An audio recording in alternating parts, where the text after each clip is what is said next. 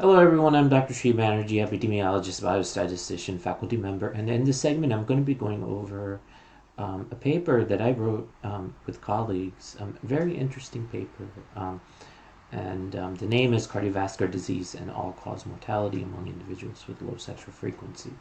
Um, what we found is that, of course, there's a connection. We've known that for 70 years, that there's a connection between cardiovascular disease and all-cause mortality. But where does sexual frequency kind of fit in there? Surprisingly, when you have low sexual frequency, the connection between cardiovascular disease and all. So when you have both cardiovascular disease and low sexual frequency, then you're higher. Then you have a higher chance of getting all-cause mortality or dying. So the people here, I want to go over kind of the technical portions, and then we can go over the findings. So, going through the abstract. So, of course, cardiovascular disease is the most common cause of death each year. I mean, the first cause is this. So the purpose of this study was to explore a connection between CVD and all-cause mortality, and if sexual frequency modified this effect. So we utilized, of course, the 2005-2016 National Health and Nutrition Examination Survey. And so the NDI linked all-cause mortality.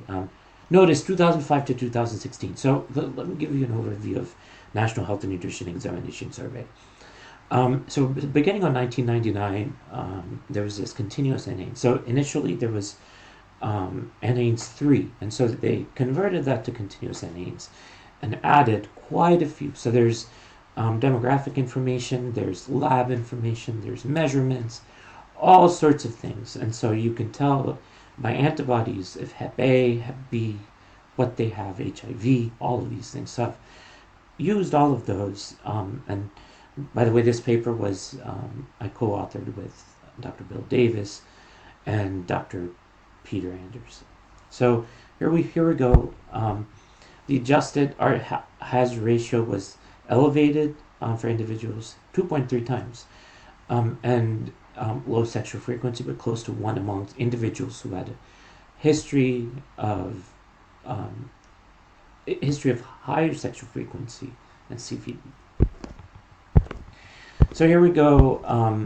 There's this fundamental cause theory looking at some of the initial disadvantaging factors, proximal factors, and health outcomes. So this is similar to this sociological model, but doesn't have as many sort of variables. So here's the methods, and we went over and talked about some of the measures, and then we added this after much debate. So as you can see, males versus females, sexual frequency was higher for females than males.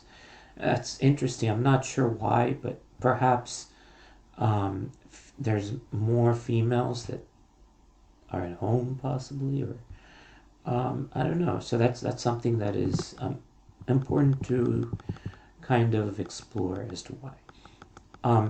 So here's sexual frequency stratified by cardiovascular disease. And so here's the portion. And yes and no is similar, so we just kind of wanted to make sure that that's the case. Here's the Kaplan-Meier curve, and as you can see, when you have low sexual frequency and cardiovascular disease, this is dramatically faster in percentage of mortality.